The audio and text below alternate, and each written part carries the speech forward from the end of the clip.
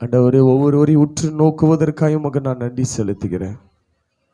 சிலரை ஏக்கத்தோடு பார்க்கிறார், சிலரை கண்ணீரோடு பார்க்கிறார், சிலரை மன வருத்தத்தோடு பார்த்து கொண்டிருக்கிறார். உனக்கு கிடைச்ச இந்த நாளையும் நீ இன்னும் வீணடித்து கொண்டிருக்கிறாயே என்று சொல்லி சிலரையும் கண்ணீரோடு அவர் பார்த்து கொண்டுதான் இருக்கிறார். உன்னிடத்தில் நான் எத்தனை முறை வருவது, உன்னோடு நான் எத்தனை முறை பேசுவது, உன்னை எத்தனை முறை நான் சந்தித்திருக்கிறேன், எத்தனை முறை உனக்கான காரியங்களை வெளிப்படுத்தி கொடுத்திருக்கிறேன். ஆனாலும் நீ மீண்டும் மீண்டும் மீண்டும் மனம் திரும்பாதபடி தேவனுடைய வார்த்தைகளை அசட்டை செய்து போவது நிமித்தம் இக்கட்டும் இடுக்கமும் கடினமும் வேதனையும் துன்பமும் துக்கமும் சமாதானம் இல்லாமல் ஒரு வெறுமையான வாழ்க்கை வாழ்ந்து கொண்டிருக்கிறாய். உன்னை குறித்து தான் கர்த்தர் சொல்லி கொண்டிருக்கிறார்.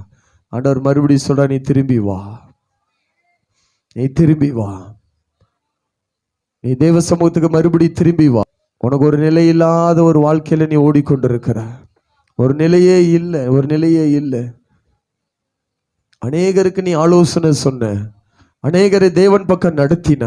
ஆனா இன்னைக்கு உன் வாழ்க்கை ஒரு வெறுமையாகவும் உன்னை நடத்த முடியாத ஒரு சூழ்நிலை நீ நின்று கொண்டிருக்கிற.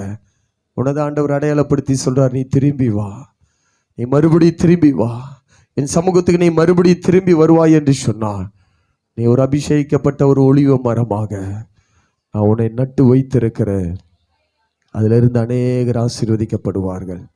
நான் உன்னை மறக்கலை, நான் உன்னை மறக்கலைன்னு கர்த்தர் சொல்லி கொண்டு இருக்கிறான்.